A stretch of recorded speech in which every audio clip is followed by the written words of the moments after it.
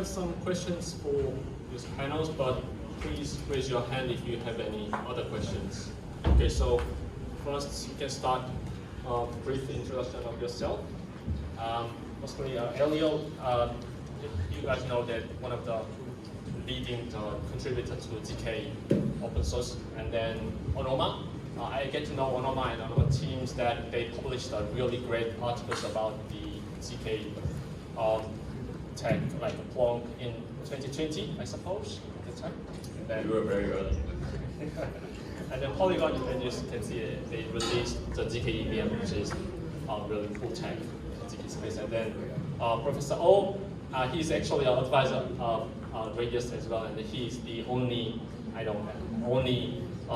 ZK researcher in Korea, I suppose. No.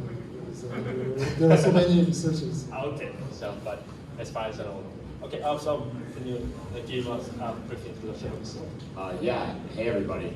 My name is Alex. I'm the COO of Aleo. You heard a little bit ago a little bit about Aleo. So it's the short version is it's a platform for privacy preserving applications. It's a completely separate ecosystem from Ethereum. It's its own layer one, taking a full stack approach to offering privacy powered by zero knowledge proofs. And then the only caveat that I add to what you said is all questions, I only want hard questions. I don't want any easy questions. So only throw hard balls for me this evening. Thank you. Cool. Hey, I'm Adrian. I'm one of the co-founders of Anoma. I mean, Awa has given a great presentation about Anoma, so I'm just gonna leave it with Anoma's unified architecture for full stack decentralized applications, and everything else was covered in the previous talks. Yeah, I'm Rahad, developer advocate over at Polygon.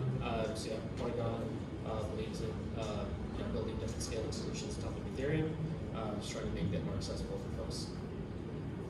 I'm Hello from Zcrypto and also an university. Our team is actually developing some blockchain privacy and security using the ZK Snark and also ZK Snark itself. Okay, I will start with the easy one. So, I founded this ZK Soul in 2019, but recently it's really get attention. ZK, the tech, get real some kind of great attention from the public as well, and developers as well. So, let's please choose one thing that you said you think that like a great improvement that it makes possible to get so much attention these days. Why now? Why now? So I can start with that. First of all, I think why is this technology?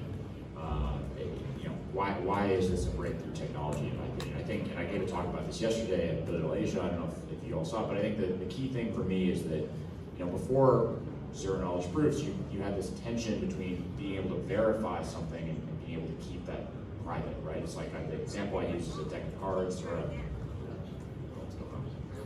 the example that I often use is a poker hand. If you're playing poker, I claim to have a royal flush. You ask me to show my cards, which is what you would need to do to verify that I have a royal flush before you're going to give your money to me, right?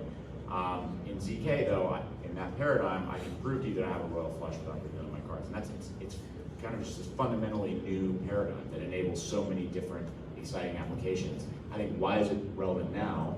I think blockchains have been a boon to cryptography in general.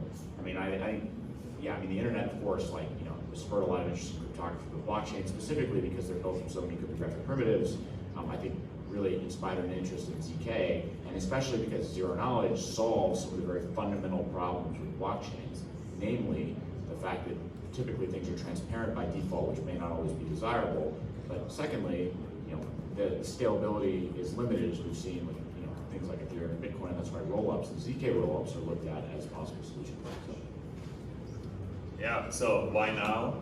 I think the technology is getting exponentially better, and I think the major turning point there was actually the Zcash upgrade from the Sprout circuit to the sampling circuit in 2017, 2018, where proof sizes went down from 8 gigs to 200 megabytes doable on a mobile phone, right? This was sort of, to me, the inflection point, at which point it's holy shit, we can make this so efficient. This can live on every edge device out there. And then sort of the more broader reason for why now. I think everyone, probably in the audience here, feels, at least I personally feel, is that the institutions around us are crumbling as we speak. Democracy is eroding at a sort of terrifying pace. And I think the privacy-preserving decentralized tech that we are building in this industry is really the off-boarding path from centralized institutions that are failing, collapsing around us without requiring like World War III. Because we can have like to me, the decentralized privacy-preserving space is sort of the exit valve that we can fail over into as institutions around us crumble. So if you want to prevent World War III, you need to adopt Yeah, go to cryptography, please. Cool. Yeah, I mean, if we look kind of like back at like the ethos of Web3, like started off with this promise of like owning your data, owning your your identity on chain and things like that. But I don't think it's enough to just like own it. Like if it's on a public ledger, if you own it, like anyone can look at it, right? So you kind of like have to take it to the next step of like, what do you need to know? What information do you actually need for your application? I need to know if you're 18 or over to use this application. I don't need to know your actual age. I need to know when you were born. I just need to know you're 18 or over. So it's like sharing specific bits of data, like what do you need to know to actually let me use your application, let me actually, function properly in this whatever metaverse world thing you may have created. And still like actually owning my data because I don't need to share the actual data with you. And then just like adding all the scaling kind of like on top of that of like having these new experiences and ability to create new applications that work, fully possible or scalable on blockchain technology as it was over the past couple of years. So that's definitely what excites me most. In my opinion, I mean, in the Web 1 or Web 2 case, I think the data communication or data sharing is the most important. So in that era, the data confidentiality is very important, which means that the encryption is very popular at the time. But nowadays, we are looking at the blockchain application. Blockchain itself, it is providing the trust. Blockchain case, the integrity is the most important feature in the cryptography. So to provide integrity, I mean the initial blockchain is using the digital signature, but I think GKP, general proof, is actually the generalization of the digital signature. So you can do anything. It is a really powerful tool to provide integrity. So I think that's the reason why GKP is very popular in the blockchain community. And also I think it can be used more area. Currently it is using the privacy preserving and also scalability, but I think it can be used more area in the blockchain. Okay, let's talk about the privacy. Personally, I